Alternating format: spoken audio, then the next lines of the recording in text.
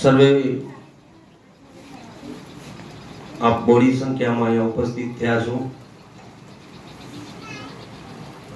આજે કદાચ શબ્દો ફૂટી જશે, પણ આપ સર્વેની આ લાગણી મને દેખાઈ રહી છે।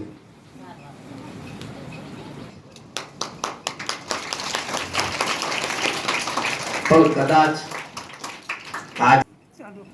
આજે કાલે જ એક મિત્રએ મને એવું કીધું કે રામ 14 વર્ષના વનવાસથી ઘરે જાય છે। ભાઈ, આ તો મારો સૌથી સુવર્ણ કાળ છે। મારા એક મિત્રએ મને એવું કીધું કે રામ જેમ 14 વર્ષ વનવાસથી પાછા વળ્યા હતા, નહીં હવે મને વનવાસ આવ્યો છે। આ વનવાસ નતો, આ તો સૌથી સુવર્ણ કાળ હતો મારી જિંદગીનો। કારણ કે હું અહીંયા જ્યારે આવ્યો ને ત્યારે કદાચ મારા મગજની અંદર કલ્પના એવી હતી કે કચ્છ એટલે રણ। આ જ કલ્પના સાથે હું મારા વતનમાંથી થેલો ભરીને આવ્યો હતો। પણ અહીંયા આટલા વર્ષ મેં મારી ફરજ બજાવી તો મને હવે ખબર પડે છે કે કચ્છ એ શું છે। બીજું કે મિત્રો, આજે આ બધું જોઈને મને એમ થાય છે કે કદાચ હું મારા વતનમાં નોકરી કરતો હોત ને તો આટલું સન્માન અને માન મને ક્યાંય ન મળત ભાઈ।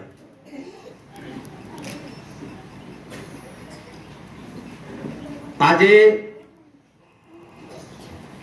મારો અહીંયાથી ઘેર ત્રીજો દિવસ છે, પણ આ 3 દિવસ એ મારું મન જાણે છે કે મેં કેમ કાઢ્યા છે।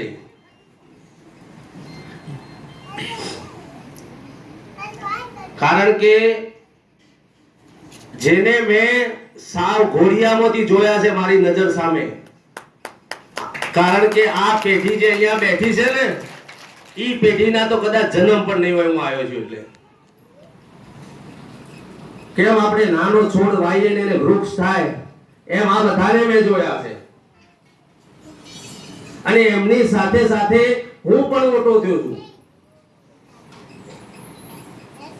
મારા અંતરની ભાવના એવી હતી અને હજી પણ છે। અને હું જ્યારે અહીંયા નોકરી ઉપર હાજર થયો ત્યારે પણ મેં મારો જે પ્રિન્સિપલ સાહેબ હતા મારા, એને મેં કીધું હતું કે ભાઈ હું નોકરી કરીશ શિક્ષક તરીકે તો આ જ નિશાળમાં કરીશ। અને હજાર સુધી એ મારું વચન હજી પણ પકડી રાખ્યું છે। આપ સર્વે ને એવું હશે કે સાહેબ બદલી કરાવીને ગયા છે, બદલી મેં નથી કરાવી ભાઈ, પણ સરકારશ્રીના આદેશ પ્રમાણે મને જરાક એક ઉપરનું સ્ટેપ ની ફરજ મળેલી છે। શિક્ષક કરતા જરાક એક ઉપરની પગથિયું છે કે બધી નિશાળોમાં જાય, નિશાળોની અંદર કેવું ચાલે છે એનું અવલોકન કરવાનું, સાથે સાથે મારે ઈ વસ્તુ સરકારમાં ફોરવર્ડ કરવાની હોય છે। જ્યાં જરૂરિયાત હશે અથવા જ્યાં બાળકો નબળા હશે તો એના ઉપર આપણે ફોલોઅપ લઈ આગળની વિધિ કરવાની છે જે છે। બાકી આપ સર્વે મારા માટે બધાએ માનનીય અને સન્માનનીય છો। અને આપ સર્વે ધાર્યા કરતા પણ કલ્પના પણ નહોતી મને કે ભાડિયા ગામમાં કે આપણા વાડી વિસ્તારમાં મને નહીં કોઈ પણ શિક્ષકને આટલું માન મળશે, એ કલ્પના બહારની વસ્તુ છે।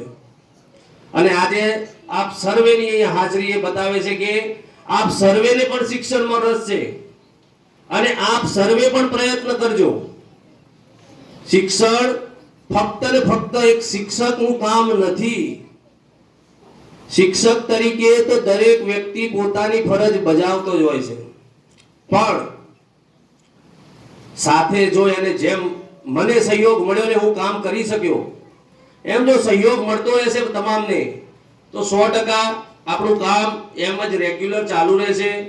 અને હંમેશને માટે જેમ અત્યારે આપણી શાળા ઉપર છે આપણા ક્લસ્ટરની અંદર, એમ કાયમ માટે આપણી શાળા ઉપર રહેશે. અને આપ સર્વે કાયમ માટે શાળાને સહયોગ દેજો. જ્યાં જ્યાં શાળાને જરૂર હોય, જ્યાં જ્યાં કોઈ તમને કહે કે નિશાળની અંદર આ કામ છે, તો વિના સંકોચે આવજો. બીજું કે અહીંયા તમારા જ બાળકો ભણે છે, કોઈ બીજાના કોઈના છોકરા અહીંયા ભણતા નથી. અને આપણે જો આપણા આવતીકાલના ભવિષ્ય વિશે નહીં વિચારીએ તો આપણને ખબર છે કે આવતીકાલનું ભવિષ્ય કેવું છે. એટલે સર્વે મિત્રોને મારી એક તો ખાસ વિનંતી છે. અને બીજું એક કહું કે આજે આ સામે દીકરીઓ બેઠી છે ને, એ તમારા સમાજનું ભવિષ્ય છે ભાઈ. આને નહીં ભણાવો ને એક સમયે તો હાલશે, પણ આ બધી સામે બેઠી છે ને એને ભણાઈ ગણાઈને તૈયાર કરજો કે ભવિષ્યની અંદર ક્યારે પણ એને કોઈ તકલીફ આવે તો જો એ ભણેલી દીકરી હશે ને તો પોતાની રીતે એનો સામનો કરી શકશે. કારણ કે આજના સમાજ અથવા આજના આપણે યુગમાં જોઈ રહ્યા છે કેવા કેવા બનાવો બને છે. તો જો એજ્યુકેશન વાળી દીકરી હશે તો એ ક્યાંય પાછી નહીં પડે, એને ક્યાંય કોઈની જરૂર નહીં પડે અને પોતાના જીવનમાં એ આગળ પ્રગતિ કરતી રહેશે. દીકરી ભણાવીને આપણે નોકરી જ કરવી એ મગજની અંદર જો કોઈના વિચાર હોય તો એ કાઢી નાખજો. ભણાવીને નોકરી જ કરવું એ વસ્તુ બીજી નંબરની છે, પણ એ ભણેલી હશે તો તમારી આવતીકાલની પેઢી સક્ષમ તૈયાર થશે. એક માં છે ને 100 શિક્ષક બરાબર છે. 100 શિક્ષક જો એની ગરજ ન સારી શકે, એક માં જો ભણેલી હોય તો. અને આપણા સમાજમાં અત્યાર સુધી ઓછું હતું, પણ હવે આપ સર્વે જાગૃત છો અને આપ સર્વે અત્યારે આપણી દીકરીઓ છે કોલેજ સુધી ને આગળ સુધી પ્રયત્ન ચાલુ છે અને અત્યારે ભણે પણ છે. અને નજીકના ભવિષ્યમાં આપણે હમણાંના પરિણામો જોયા પોલીસ ભરતીમાં કે હા તે જે તે ભરતીમાં તો આપણી દીકરીઓ હવે એમાં પણ આવવા માંડી છે. તો એ આપણા માટે બહુ ગર્વની વાત છે અને મારા માટે તો અતિશય ગર્વની વાત છે, કારણ કે એ છોકરીઓને મેં રમાડીને એને રમતમાં તૈયાર કરી હતી. એટલે આ પણ એક જરૂરી છે. રમત ગમત ક્ષેત્રમાં જો કોઈ દીકરી આગળ વધતી હોય તો એને પૂરેપૂરો સપોર્ટ કરજો. સરકાર પ્રયત્નો ફૂલ કરી રહી છે છોકરીઓ માટે. ફક્ત ને ફક્ત આપણે તો એને સપોર્ટ કરવાનો છે. જો તમે આ રિઝલ્ટની અંદર પણ આપણે સબ જોઈ રહીએ છીએ કે જે દીકરીઓ પોલીસમાં પાસ થઈ છે ને એને 2.5% એના રમતના સર્ટિફિકેટ ના મળ્યા છે, એટલે એ મેરિટમાં આવી ગઈ છે. અને આપણી એક દીકરી વાડી વિસ્તારની રહી ગઈ છે એની સરત ચૂકના કારણે. એ પોતે નેશનલની પ્લેયર છે, 3 વખત નેશનલ મારેલા છે, પણ એ સર્ટિફિકેટ જોઈન્ટ કરવાનું ભૂલી ગઈ હતી એટલે એ પોતે રહી ગઈ. ઓ છોકરીઓ આવી ગઈ. આટલો ફરક પડે એક વાલી તરીકે. કદાચ આપણને કોઈ મૂંઝવણ હોય કોઈ આગળના અભ્યાસક્રમ માટે તો શાળા તો કાયમ અહીંયા થયેલી છે, શિક્ષકો બધા ક્વોલિફાઈડ છે, એમને તમે એમની સલાહ સૂચન પણ લઈ શકો છો. અને જ્યાં જરૂર હોય હું અહીંયા જ છું, મારા નંબર તમામ પાસે છે. ક્યાંય પણ જરૂર હોય શાળા બાબતે કે કોઈ પણ બાબતે તો હું થયો જ છું અહીંયા. મારી પોતાની ડ્યુટીમાં શાળા આવતી નથી, મારી પોતાના અંડરમાં આ સ્કૂલ આપણી આવતી નથી. આપણી સ્કૂલ ગુંદિયારીમાં જાય છે. છતાં પણ આમની લાગણી અને ભાવના સાથે મેં એવું નક્કી કર્યું છે જ્યારે પણ હું ફ્રી હોઈશ, જ્યારે પણ હું ફ્રી થઈશ મારી ડ્યુટીમાંથી અને મને સમય મળશે તો 100% અને 100% આ શાળા માટે હું કાયમ હાજર રહીશ. વિશેષમાં બીજું કહું તો જેમ એક માં બાળકને મોટું કરે ને, જેમ એક માં પોતાના સંતાન માટે કેટલા બધા પ્રયત્નો કરીને એને ચાહે ગમે તે હોય, બાળક ગમે તેવું હોય, કદાચ કદરૂપું હોય, આંખે ન જોતું હોય કે એને કોઈ પણ ખામી હોય, પણ માના માટે તો એ તમામ છોકરા એના સરખા હોય છે. એટલે આ મારો એક જ છોકરો છે, મારો પોતાનો, પણ આ જે 135 બેઠા છે ને એ બધા મારા છોકરા છે અને તમામને મેં મારા દીકરા કરતા પણ વિશેષ રાખેલા છે. ક્યારે મારા છોકરામાં એમનામાં મેં ક્યારે ભેદભાવ નથી કર્યો. મારા છોકરાને પણ હું અહીંયા બેસીને જમાડતો. એટલે આ બધી લાગણી છે અને મને આ છોકરાઓએ ખૂબ પ્રેમ આપ્યો છે. મારો કોઈ કીધેલું એક પણ વચન એમને અવળું નથી કર્યું. મેં કીધું કે આમ તો પછી એમ જ આમ જ હોય. ચાહે એનો વાલી ઘરે આવીને કે આમ નથી કરવાનું, પણ ઈ છોકરા એમ કે સાહેબે કીધું છે ને, તો ઈ જ વાક્ય મારો છોકરાએ પડતો બોલ મારો ઝીલેલો છે. અને આ બધા છોકરા આપણા ગામની ખાસિયત છે કે ટેલેન્ટ બધામાં ફૂલ ભરેલું છે ભાઈ. તમને વાલી તરીકે હું છેલ્લે એક ટકોર કરતો જાઉં છું કે આ બધામાં ટેલેન્ટ ભરી ભરીને ભરેલું છે. ખાલી ને ખાલી એને જાગૃત કરવાની જરૂર છે. કારણ કે આપણા ઉપર માતાજીની દયા છે કે આપણો છોકરો શરીરે તો ખડતલ હોય છે, એવું તો નથી. કારણ કે આપણો ખોરાક ઘરનો ને શુદ્ધ હોય છે. એટલે શરીરની બાબતમાં આપણા છોકરા ક્યાંય પાછળ નથી પડતા. ક્યાં પાછળ પડે છે? સિર્ફ એજ્યુકેશનમાં. ભણતર નથી કરતા તો મૂકી દે છે. એટલે જે તે અત્યારની સરકારી ભરતીઓ છે અથવા બીજી કોઈ પરીક્ષાઓ હોય એમાં આપણા છોકરા રહી જાય છે. તો આપ સર્વેને ખાસ વિનંતી છે કે માણેકભાઈને એમને જે ગામમાં લાઇબ્રેરી કે જે ચાલુ કરેલું છે તો એનો ખૂબ લાભ લેજો ભાઈ. લોકોને મળતું નથી અને આપણા તો ઘર આંગણે છે. અને નિશાળમાં પણ 1200 પુસ્તક પડેલા છે. 1200. કોઈ પણ વિદ્યાર્થીને જરૂર હોય, કોઈને પણ જરૂર હોય તો આ આપણી લાઇબ્રેરી નિશાળ માટે ખુલ્લી જ છે તમારા બધા માટે.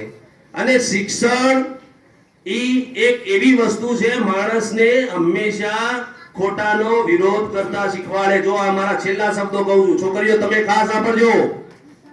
સાહેબ કદાચ બીજી વખત આ સ્ટેજ ઉપરથી ઉભા રહીને બોલશે કે નહીં બોલું, પણ એક દીકરીઓ, મારી બધી દીકરીઓ તો હું તમને એટલે કહું છું કે શિક્ષણ કેમ લેવાનું કહું છું તમને કે શિક્ષણ તમને ખોટાનો વિરોધ કરતા શીખવાડશે. જે ખોટું હશે એ તમને ખ્યાલ આવશે કે આ ખોટું બની રહ્યું છે, આવું ન થવું જોઈએ. ઈ તમને શિક્ષણ શીખવાડશે. નહીં ભણો તો સમજી લેજો આપણને ક્યાંય બહારની દુનિયાની ખબર નહીં પડે ભાઈ. અને આ જ વસ્તુ તમને ભવિષ્યમાં આજથી 10 વર્ષ પછી જો હું અહીંયા હાજર હોઈશ તો તમને આવીને મળીશ અને કહીશ કે મેં જે કીધું હતું એ વાક્ય સાચું છે કે ખોટું છે. શિક્ષણ ઇન્સાનને, પહેલાના માણસો તમને ખ્યાલ હતા કે કેમ રખડતા હતા. શિક્ષણ આજે આપણે પણ આપણા સમાજમાં પરિવર્તન જોઈ રહ્યા છે. હું જ્યારે 12 વર્ષ પહેલા આવ્યો ને મને ખ્યાલ છે આ દીકરીઓ એમાંથી એક પણ દીકરીએ ડ્રેસ નતો પહેરેલો. આ મારા નજર સામે હું જોયેલું છે. આજે તમે જોઈ લો એનામાં પરિવર્તન. આ બધું પરિવર્તન શિક્ષણ આપે ભાઈ. એને ખબર પડવા માંડી કે હવે દુનિયા ક્યાં જાય છે.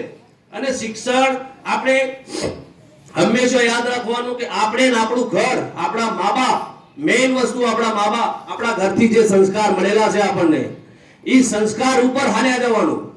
પણ ક્યાંય ખોટું થતું હોય તો આપણે એક એજ્યુકેશન વાળા માણસ તરીકે આપણી એટલી તો ફરજ બને કે ભાઈ આ ખોટું છે. ભલે આપણને કદાચ 4 માણસો કહેશે સાચું ખોટું, આજે દુનિયામાં ટાંટિયા ખેંચવા વાળા ઘણા પડ્યા છે.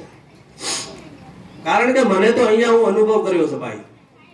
આજે બધી ભડાસ નીકળી જાય દિલની જેટલી છે હું કહી દઈશ. મને ઘણાએ નડ્યા છે. અહીંયા હું 12 વર્ષ કરી 14 વર્ષ રહ્યો છું તો મને કોઈ નડ્યું નહીં હોય? મને ઘણા નડ્યા. પણ મને એટલી તો ખબર હતી કે હું શું કરવા અહીંયા આવ્યો છું. મારે ઈ વ્યક્તિ સાથે કોઈ લેવા કે દેવા જ નથી. મારા માટે તો સૌથી મહત્વનો તમે આ બધા બેઠા ને છે. ઈ કદાચ મને 2 શબ્દો બોલી જશે ને તો વાંધો નથી, પણ આમનામાં આજે મને દેખાણું. ભલે આમ છોકરા મને કહી ન શકે ડર ના મારે, પણ આજે દેખાણું કે એમનામાં શું લાગણી છે મારા માટે. આજે હું આટલી મારી 14 વર્ષની નોકરી પૂરી કરી અને એક વસ્તુ મારા જીવનનો આ બધી ભેટો ને મારા જીવનની સૌથી અનમોલ ભેટો છે. અનમોલ ભેટો કે જેને મેં આ લોકોએ ખરેખર મને ગુરુ દક્ષિણા આપી કહેવાય. અને આમનો પ્રેમ હું ક્યારેય ન ભૂલું ભાઈ. મારા છોકરાને હું કાલે મારો છોકરો ને મારી ઘરવાળી બંને અહીંયા સાક્ષીમાં છે. 3 દાડાથી હું રોઉં છું કરે. ક્યારે રોતો છું? કારણ કે મને મૂક્યું એ મેં મારી સ્વૈચ્છિક ઈચ્છાથી મૂક્યું છે. મને કોઈ એમ નતું કીધું તમે જાઓ, પણ મેં મારી માણસ સ્ટેજ બદલાય થોડો આગળ જાય તો એની પ્રગતિ થતી હોય તો દરેક માણસ ઈચ્છે કે ભાઈ પોતાની પ્રગતિ થાય. પણ મને આજે પણ એમ થાય છે કે આ મારો એક છોકરો છે ઘરે, એ મને રોજ કે કરતો કે પપ્પા હાલો નિસારમાં, હાલો નિસારમાં. અને 3 દિવસથી મને ઘરે ફોન આવે, સાહેબ છોકરા રડે તા. છોકરાનો ફોન આવે એટલે મારું પણ રોવાનું ચાલુ થઈ જાય ભાઈ. કારણ કે આ જ મોટામાં મોટી લાગણી છે. હું દુનિયાના શેડામાં જઈશ ને તોય મને પગાર તો સરકાર દેવાની છે ભાઈ. આ મારો સૌથી મોટો પગાર આ છે. આ સૌથી મોટો પગાર છે. આ કમાવા માટે માણસ આખી જિંદગી મથે ને તોય ન કમાઈ શકે. આ મેન મારી કમાણી આ છે. આ બધો રડે છે ને ત્યારે આ મારી મોટી કમાણી છે. અને હું કેટલો કંટ્રોલ કરીને અહીંયા ઉભો રહીને બોલું છું ને મારું મન ખુદ જાણે છે. જો હું રડી જઈશ ને તો આમાંથી એકે બંધ નહીં થાય. અને આમાંથી મેં ઘણાને એટલાય માર્યા છે તોય પણ આજે એમની લાગણીઓ દેખાઈ હોય છે. કારણ કે આપણને કહેવા છે કે જે લોહું ટીપાય ને જ ઘરેણું બની શકે. સોનાને ટીપ્યા વગર ઘરેણું ન તૈયાર થાય. એમ જેને જેને શિક્ષકોના માર વધારાના ખાધા છે ને ભાઈ, ઈ જ ક્યાંક સારા જગ્યાએ પહોંચ્યા છે. એટલે આપ સર્વે અહીંયા બેઠા છો, તમામ બધા માણસોને બધી દુનિયાની ખબર છે, બધાએ જાગૃત છો. અને હંમેશા એક આપણે કોઈક મોટા વ્યક્તિનું એક વાક્ય છે કે હંમેશા સારા કાર્યની શરૂઆત પોતાના ઘરથી કરવી પડે. આપણે આખા ગામમાં સંદેશો દેવા જઈએ કે ભાઈ આમ કરો ને તેમ કરો ને આપણા જ ઘરમાં કંઈ બીજું ચાલતું હોય તો ઈ તો પછી આપણને સલાહ દેવાનો કોઈ અધિકાર જ નથી. આપણા માટે સૌથી પહેલું એક જ વસ્તુ છે કે આપણા ઘરથી શરૂઆત થવી જોઈએ. Charity begins to home. Charity છે ને, સારા કાર્યો હંમેશા ઘરથી ચાલુ કરવા પડે આપણે. એટલે આ બધું એક બાજુની વાત છે. મારા જીવનનો એક અનુભવ તમને કહી દઉં. અહીંયા મેં 14 વર્ષની નોકરી કરી, મને ઘણા બધા અનુભવ થયેલા છે. અને વિશેષમાં આપણે આ બાજુમાં ડોશીમાં છે, સાંગાભાઈ છે, આ બધા માટે તો કાયમ માટે શાળા માટે તેમનો બહુ મોટો ઉપકાર કરેલો કહેવાય. આપણે એમને ન ભૂલવા જોઈએ. ઈ હતા તો આ શાળા અત્યારે ચાલુ છે. સમજી લેજો. આપણે અત્યારે આપ સર્વેને ખબર છે કે શાળાઓ માટે ક્યાંય જમીનો નથી મળતી, પણ ઈ જે તે વખતે એમને દાતારી બતાવી, એમને બતાવી. આ બાજુ આપણે સાંગાભાઈને વાત કરીએ તો દાતારી બતાવી અને આજે એમને આ આપણી શાળા ઊભી છે. અને જે સમયે પૈસાથી પણ જમીન નથી મળતી એ સમયે પણ એમને પોતાનો ટુકડો જરાક નિશાળ માટે જરૂર હતી તો એમને આપી દીધો છે. તો ખરેખર એ પણ ધન્યવાદના પાત્ર છે. કારણ કે ભાઈ અત્યારે કોઈ છે ને પોતાના ઘરની અંદર આપણે કહેવાય ને બાખું ન પાડે. આ પરિસ્થિતિ એવી થઈ, એની પાસે જે હતી એમાંથી તમને ટુકડો કરીને આપી દીધો. કારણ કે માણસો આપવા માટે તો હજારો બેઠા છે, પણ શિક્ષણ માટે આપવું એ બહુ મોટી વાત છે ભાઈ. મંદિરોમાં, ટ્રસ્ટોમાં તો લાખો ને કરોડો રૂપિયા દેવા વાળા પડેલા છે. ત્યાં તો દાતારોની કોઈ કમી નથી. જરૂર અહીંયા છે. કારણ કે આમાંથી જો કોઈ ડોક્ટર કે એન્જિનિયર તૈયાર થઈ ગયો, અથવા કોઈ મોટો ધારાશાસ્ત્રી તૈયાર થઈ ગયો કે પીએસઆઈ થઈ ગયો, તો એ કોને કામ આપવાનો છે યાર? આપણને જ કામ આપવાનો છે. આપણા ગામનો પીએસઆઈ હોય તો આપણને એટલી તો ધરપકડ કે પોલીસ સ્ટેશનમાં કોઈ કામ હશે તો મારો ભાઈ બેઠો છે, બરોબર? એટલે આ બધી વસ્તુઓ, કોઈ ડોક્ટર બનશે તો તમને ક્યારે પણ ઇમરજન્સીની તકલીફ હશે તો એના એક ફોન ઉપરથી તમારા તમામ કામ થઈ જશે. તો આ જ આપણી જરૂરિયાત છે. આપણા સમાજની મોટામાં મોટી જરૂરિયાત શિક્ષણ જરૂરિયાત છે. કારણ કે મને ખબર છે, હું જ્યારે અહીંયા 14 વર્ષ પહેલા આવ્યો ને એટલે શિક્ષણનું સ્તર ફક્ત ને ફક્ત 10% હતું. આજે 65% પહોંચ્યું છે. એટલે આપણા માટે આ બહુ મોટી પ્રગતિ છે ભાઈ. અને 10%માં ગણીએ ને તો 3% સ્ત્રીઓનું શિક્ષણ હતું, એ પણ ધોરણ 5 સુધી. હવેની કન્ડિશન આખી બદલાઈ ગઈ છે. છોકરા કરતા છોકરીઓ આગળ ભણે છે. તો એ આપણા માટે મોટામાં મોટી કામયાબી છે ભાઈ. સમાજને શું જરૂર છે? પૈસા વાળા તો સમાજમાં પડ્યા છે ભાઈ, પણ સમાજને શું જરૂર છે? શિક્ષણ અને સંસ્કારની. ઈ તમને સારા રસ્તે લઈ જશે. આપણને એક વસ્તુ કહેવાય છે કે જેના ઘરે સરસ્વતી બેઠી છે, લક્ષ્મી તો ઓટોમેટિક આવશે. પણ લક્ષ્મીથી સરસ્વતી નહીં આવે. એટલે આ વિદ્યાની દેવી જેના ઘરમાં હશે ને એના ઘરમાં ઓટોમેટિક લક્ષ્મી માતાને આપવું પડશે. અને એ તમને ઓટોમેટિક સુધારશે તમારે શું કરવાનું છે. બીજું મિત્રો એક કહું કે આજ સુધી આપણી શાળામાં જે મિત્રો સહયોગી બન્યા છે, મારા આચાર્ય હતો, હું ત્યારની વાત કરું છું, તો એ જેટલા મિત્રોએ મને સહયોગ આપ્યો છે અથવા શાળાની કોઈ પણ જરૂરિયાતમાં મારા ખભાથી ખભો મિલાઈને ઉભા રહ્યા છે, એ તમામ મિત્રો ને હું અહીંથી હૃદયપૂર્વક ખૂબ ખૂબ આભાર આપું છું. કારણ કે આજે હું જો તમે હતા ને તો હું કામ કરી શક્યો છું. તમે લોકો મને સહયોગ ન દો તો મારાથી કામ થાય નહીં. કારણ કે એક વસ્તુ છે કે અત્યારે સરકારના ધારાધોરણો, જે મિત્રો એસએમસી માં છે એને બધી ખબર છે કે સરકારના શું ધારાધોરણો છે. તો આપ સર્વે ક્યારે મારી કોઈ વાતને કાપી નથી અને મેં જે કીધું, સલાહ સૂચન કર્યું એ પ્રમાણે આપ સર્વે મને સહયોગ આપ્યો અને શાળાને પ્રગતિ પંથે આપ સર્વે લઈ જવા માટે કાયમ ઉત્સુક હતા. અને દરેકને રસ હોય કે ભાઈ મારો દીકરો કે મારી દીકરી ભણે, અને આપ સર્વેને પણ એવો જ રસ હોય કે ભાઈ અમારી શાળા અથવા અમારા છોકરા કાલે આગળ વધે અને ભવિષ્યમાં કામ, સમાજ અને મારું નામ રોશન કરે, જેના કારણથી આખા ગામમાં આપણને ભલે એક વાલી તરીકે તો તમને અંદરથી ગર્વ થાય ને ભાઈ કે મારો દીકરો ભણ્યો. આજે તમે એક વિચાર કરો, જે આપણે મેઘરાજ નાથાનો છોકરો તમને એરફોર્સમાં લાગેલો છે, એ મારો વિદ્યાર્થી છે, બરોબર, મેં ભણાવ્યો છે, તો મને કાયમ માટે એનો ગર્વ હશે કે ભાઈ મારો એક વિદ્યાર્થી તો ક્યાંક આગળ છે. એ મારા માટે ગર્વની વાત હોય. તમે તો એના વાલી છો તો તમને કેટલું ગર્વ થાય. તો આપણે બસ આ જ કરવાનું છે. આ છોકરા કે છોકરીઓ એને ફક્ત ને ફક્ત શિક્ષણ તરફ દોરી જવાનો છે. આપણા ગામની અંદર તમામ પ્રવૃત્તિઓ થાય છે, બીજું તમામ બધું બરોબર છે, પણ એક આ છેલ્લી ટકોર છે કે શિક્ષણ ખૂબ જરૂરી છે. ખૂબ ખૂબ ને ખૂબ જરૂરી છે. 21મી સદીમાં આપણે જીવી રહ્યા છીએ અને આપણું વર્તન જો 18મી સદી જેવું હોય તો આપણે કાયમ માટે પાછળ રહેશું બધા કરતા. કારણ કે આપ સર્વે તો બારે હરતા ફરતા હોય, આપણને બધી ખબર જ હોય કે દુનિયા ક્યાં ચાલે છે. તો શિક્ષણ અતિ જરૂરી છે. એમને ભણાવજો, દીકરીઓને ખાસ ભણાવજો. અને આ વાલજીભાઈને તમે ટકોર કરી છે, એના ઘરે જઈને એક ભૂલ કરી ગયા છો, એક ભૂલ તમે કરી ગયા છો. આ જાહેર મંચ ઉપરથી બોલું છું, એક ભૂલ તમે કરી ગયા છો. જીવનમાં બીજો મોકો મળે તો ક્યારે ભૂલ ન કરતા. એ તમારી દીકરી કાલ આઈપીએસ થઈને બહાર આવશે. આ મારા પાસે ભણે છે, મને ખબર છે. એક ભૂલ કરી ગયા છો તમે, પણ જીવનમાં જો ક્યારે એને બીજો મોકો મળતો હોય ને તો ક્યારે ભૂલ ન કરતા. એ 100% હું બેઠા બેઠા કહું છું, એના પાછળ જો ધ્યાન દેવામાં આવશે તો એ આવતીકાલની આઈપીએસ છે. એટલે એના પાછળ ખૂબ મહેનત કરજો.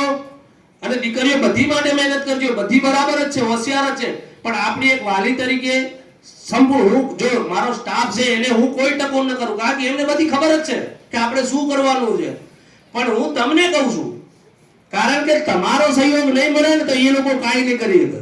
એક વસ્તુ તમે સમજી લેજો. અને હું ભાઈ હતો ને, હું શું હતું, કારણ કે હું અહીંયા જૂનો હતો, કદાચ કોઈ ના પાડે તો એને બાજીને નિશાનો પકડીને આવતો હતો. હવે આ બધા નવા છે, હરેશભાઈને વાત કરતા. બીજો કે વાલીઓ સાથે એમનો એટલો બધો હજી સંપર્ક નથી થયેલો, સમજી લો. કારણ કે આજે મારા ગયા પછી તમામ જવાબદારી બેન સાથે આ બધા ઉભા રહે એમની છે. તો તમે પણ બધે બધા જેટલો મને સહયોગ કર્યો છે, જેવી રીતે મારું માન રાખ્યું એવી જ રીતે આ તમામ સ્ટાફનું પણ માન રાખજો. એ કદાચ સમય લાગશે તમારી સાથે એમને હરતા ફરતા, પણ સમય છે ને બધા દર્દની દવા છે ભાઈ. સમય માણસને બધું શીખવાડી દે. એટલે તમને ખાસ એક જ ટકોર છે કે જેવો મને સાથ સહયોગ આપ્યો હતો એવો જ આ તમામ સ્ટાફને સાથ સહયોગ આપજો. ક્યારે એમને એમ ન થવું જોઈએ કે મયુર સાહેબ હતા ત્યાં સુધી માણસો આવતા હતા, મયુર સાહેબ જતા રહ્યા પછી કોઈ આવતું નથી. કારણ કે ઈ ઠપકો મારે ખબર પડે. કેસે કોને આ બેન મને ફોન કરીને કહે છે સાહેબ તમે જતા રહ્યા પછી તો કોઈ અમને સપોર્ટમાં જ નથી આવતું. એમને એવું ન લાગવું જોઈએ કે સાહેબ જતા રહ્યા તો વાલી મંડળ નથી આવતું એવું. આ વસ્તુ ના થવી જોઈએ ભાઈ. કારણ કે અહીંયા કોઈ મારા તો છોકરા ભણતા નથી કે મારા ક્યાં પછી તમે નહીં આવો તો ચાલશે. છોકરા તમારા છે બધા, અને તમારે તો ખાસ આવવું પડશે. કારણ કે તમે જ્યારે સુધી એમને સહયોગ નહીં કરો ત્યાં સુધી એમનાથી કોઈ કાર્ય થશે નહીં. કારણ કે સરકારે અમારા હાથ બાંધેલા છે. જો આ સ્પષ્ટતા કરી દઉં અત્યારે તમને બધાને કદાચ ખ્યાલ હશે કે નહીં હોય, શિક્ષક મિત્રો તો ખ્યાલ જ હોય. સરકારે તમામ શિક્ષકના હાથ બાંધી કાઢેલા છે. શેના કારણે? પહેલા એક આપણામાં કહેવત આવતી કે છોટી વાગે સમસમ ને વિદ્યા આવે ધમધમ. આ એક કહેવત હતી, ખ્યાલ હોય તો જૂના માણસોને ખબર હશે. કારણ કે પહેલાના માસ્તરો પાસે જે ભણ્યા છે, આપ સૌ ભણેલા હતા, આપણને ખબર હશે કે ત્યાં કેવી દવા થતી. પછી હવે એ વસ્તુ અહીંયા શક્ય નથી, કારણ કે સરકારે સ્પષ્ટ એવું કહી દીધેલું છે કે બાળક આવે કે ના આવે, કે આવડે કે ના આવડે, એને ટચ નહીં કરવું. સમજાવું પણ કેમ જાહેરમાં કહું છું, આમાંથી કોઈ કદાચ તમને નહીં કે હું કહું છું, તમે એમને સંપૂર્ણ છૂટ આપી દેજો તમારા સંતાનોની, કે મારો છોકરો કે છોકરી અહીંયા ભણે ને સાહેબ અમારી કોઈ રાવ નહીં આવે. એટલે જરાક પેટ દીધા અને એને ભણાયેલા હલાવી દો અને ભણાઈ દા. ખાસ તમને આ ટકોર કરું છું, નાની નાની બાબતોમાં નિશાળમાં કોઈ ફરિયાદ કે રાવ ખણી ન આવતા મહેરબાની કરજો. જો તમને એવી ઈચ્છા હોય કે આ શાળા બરાબર ચાલે અને મારા છોકરા ભણે, એવી જો દિલથી ઈચ્છા હોય તો એક સપોર્ટ દેજો શિક્ષકોને. ખાલી એમ કહી દેજો છૂટથી કે સાહેબ અમારી કોઈ રાવ નહીં આવે, ઈ આજે તમારી પાસે આયા, તમને મજા આવે એમ એને કરો. પણ શિક્ષક છે ને એ શિક્ષકનો જીવ હોય. માસ્તર ક્યારે કહેવાનો? માં કરતા પણ જેનું ઊંચું સ્તર છે ભાઈ, આ માસ્તર છે ને, માસ્તરના અંદર પણ એક હૃદય છે. તમારા છોકરાને તમારા કરતા એની પાસે જવાબદારી વધારે છે. એટલે કોઈને એવું હોય કે અમારા છોકરાને મેં છૂટ દઈ દઈએ તો સાહેબ વધાર મારે, કામ કરે, એવું કઈ ન થાય. આટલા વર્ષોમાં તમે ક્યાંય જોયું ને? હા, અપર કાર્ય થઈ જાય. મારો સાક્ષી વિદ્યાર્થી ઉભો છે, એનો અપર કાર્ય થઈ જાય ભાઈ, કોઈનાથી કોઈ જાણી કરી ન મારા ખુદના હાથેથી વાગી ગયું છે એ ઉભો રહે સામે. હજી મારો સાક્ષી 5% માથામાં આવી ગયા હતા, 5% એનો વાજ જાહેરમાં કહું છું. પણ ઈ મારી ગલતીથી નતું વાગી ગયું, એ એની ગલતીથી વાગ્યું હતું. છતાં પણ દોષી તો હું થયો. પણ અહીંયા તમારા માણસોનો સપોર્ટ હતો એટલે આજે મને કાંઈ તકલીફ ન થઈ. પણ જો તમે સપોર્ટ ન કરો તો શિક્ષકની હાલત શું થાય તમને બધાને ખ્યાલ છે.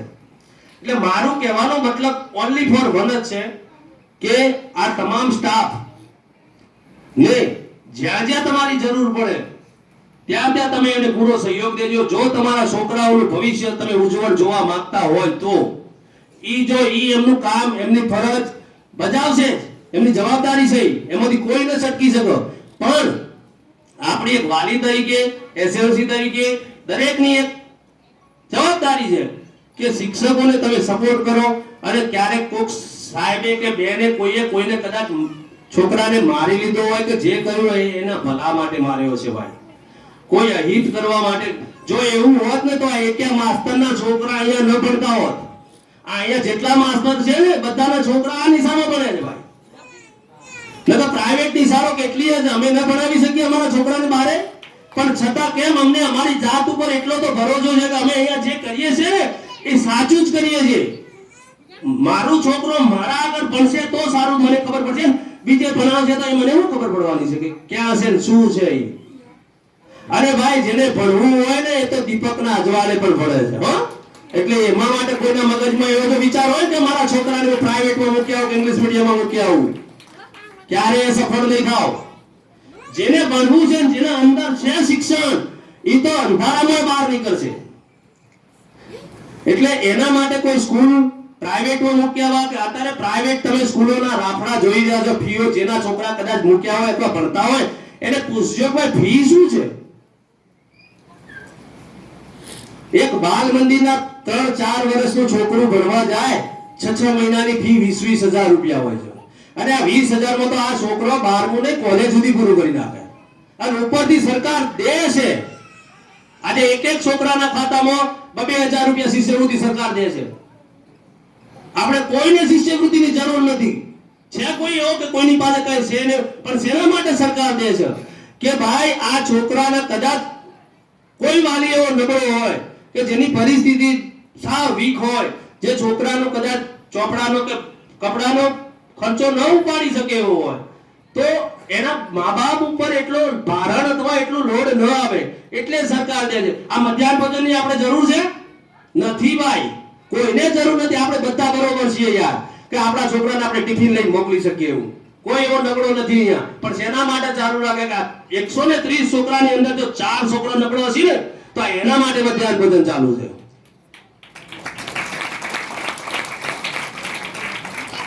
અને હું એ ભાઈ એની મારી સાથે કોઈ ભાઈ બંધનો સિવાય બીજો કોઈ સંબંધ નહીં. એક કર્મચારી તરીકે અહીંયા આવે છે, બરોબર? એનો મારો કોઈ બીજો નાતો જ નહીં. એક આ ખાલી સંબંધનો નાતો છે, લાગણીનો. આટલા વર્ષથી હું રહ્યો છું તો. પણ મિત્રો, હું 3 દાડાથી સ્કૂલોમાં ભણું, આ ચોખવટ જાહેરમાં કરું છું. કદાચ કોઈની ઈચ્છા હોય તો મારા ભેગા આવે.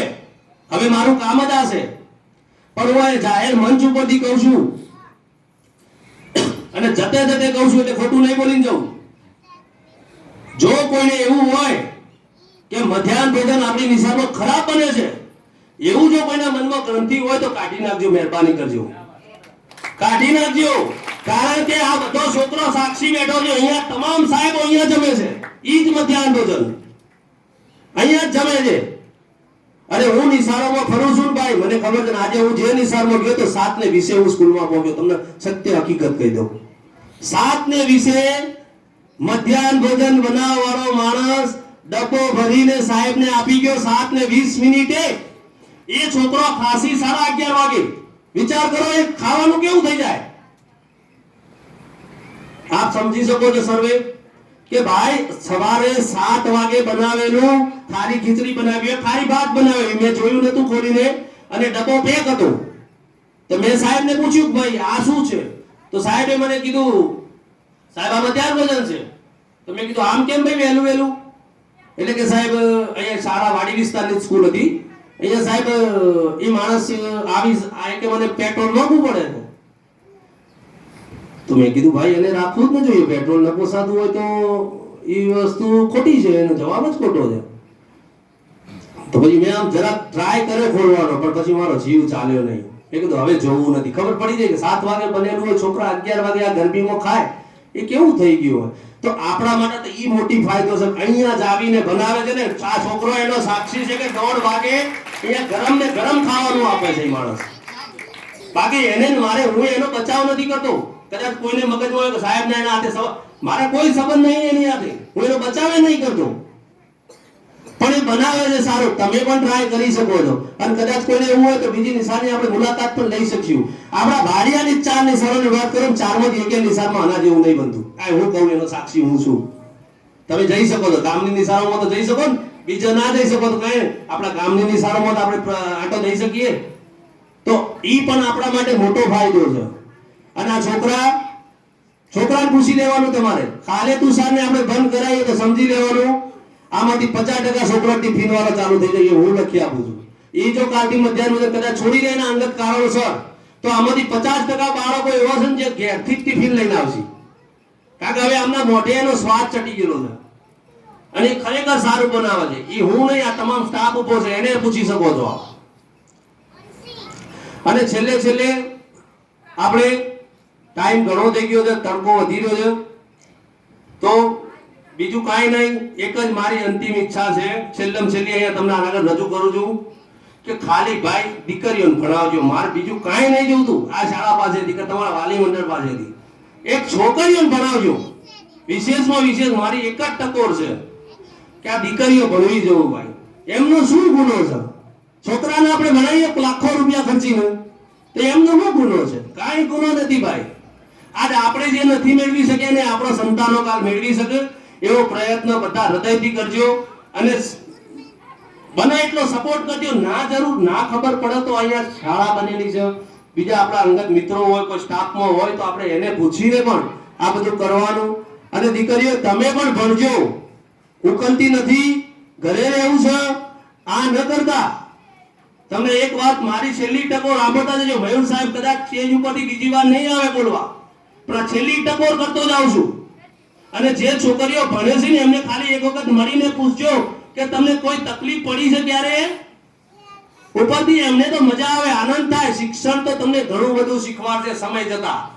એટલે તમે પણ હજી તો નાના છો એટલે હાલ ખબર નહીં પડે મારા શબ્દો, પણ જેમ મોટા થશો એટલે તમને ખબર પડશે કે સાહેબ જે કહેતા હતા અહીંયા ઉભા ઉભા એ વાત સાચી છે.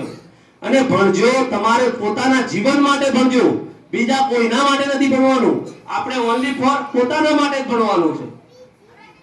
અને ક્યાંય સાહેબની જરૂરિયાત હોય, ક્યાંય તમારે કોઈ પણ જગ્યાએ કદાચ બહારે જવાનું હોય, રમત ગમત વાળી છોકરીઓને પણ હું કહેતો જાઉં છું, હું ભલે અહીંયા નથી આવવાનો, પણ તમારે ગમે ત્યારે જરૂર હોય, મયુર સાહેબ અહીંયા જ છે, ક્યાંય નથી ગયા. તમને જ્યારે જ્યારે મારી જરૂર પડશે મને ફોન કરશો અથવા કોઈના પાસે ફોન કરાવશો તો હું કાયમ હાજર છું. બહાર ક્યાંક જવાનું આવશે ગમે ત્યાં તો પણ હું આવીશ. એના માટે હું અહીંથી બંધાવ છું આ સ્ટેજ ઉપરથી, કારણ કે હવે મારી જવાબદારી આ શાળામાં પૂરી થાય છે. બરોબર? એટલે તમે બધા મારી એક લાગણી છે કે આ આટલામાં 50 દીકરીઓ બેઠી છે ને એમાંથી 20 વર્ષ પછી જ્યારે મને મળે તો 2 કે 4 આઈપીએસ ની કરવી જોઉં. આ મારી એક ઈચ્છા છે. આ તો બનશી, આ તો બનવાના જ છે. આમને તો છૂટકો જ નથી બન્યા વગર. કાંઈક ને કાંઈક તો એમને જીવનમાં, કારણ કે એમના માટે તો ઘરના ભરણ પોષણની જવાબદારી આવવાની છે. એટલે એમને તો એના જીવનમાં કંઈક કરવું જ પડશે. પણ તમારી ખાસ વાત કરું છું, દીકરીઓ ખાસ ભણજો. છેલ્લે હું આ એક જ વાક્ય બોલું છું, જો તમે ભણેલા હશો તો યાદ છે ને, ભણેલી દીકરી 2 કુળ તારે.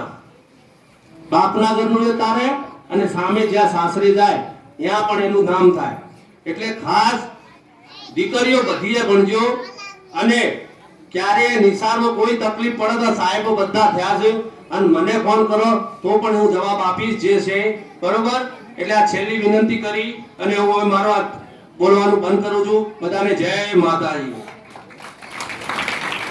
ઘણી બધી સૂચના આપી અને જે જરૂરી આપણા સમાજને ખાસ જરૂર છે એ વિષય ઉપર સાહેબે સૂચનો કર્યા છે અને ખુદના અનુભવ પણ શેર કર્યા છે. એની સાથે સાથે આપણે હંમેશા જોઈએ છે જે સમાજ પ્રગતિશીલ છે એને પહેલો શિક્ષણ પાયો છે. શિક્ષણ હશે તો આપણે આગળ જશું. અને ગુરુની ખરેખર લાગણી પણ એ સાચી હોય કે મારા શિષ્ય કે મારા વિદ્યાર્થી કોઈ પણ નીચા ન બેસે, નીચે ક્યાં કામ ધંધો ન કરે, નીચો કોઈ કર્મ ન કરે, એવો હંમેશા ગુરુનો ભાવ હોય છે. હવે આજના વિષય ઉપર હજી સન્માન એક બે છે તો સાહેબ શ્રી આગળ આવો ને આપને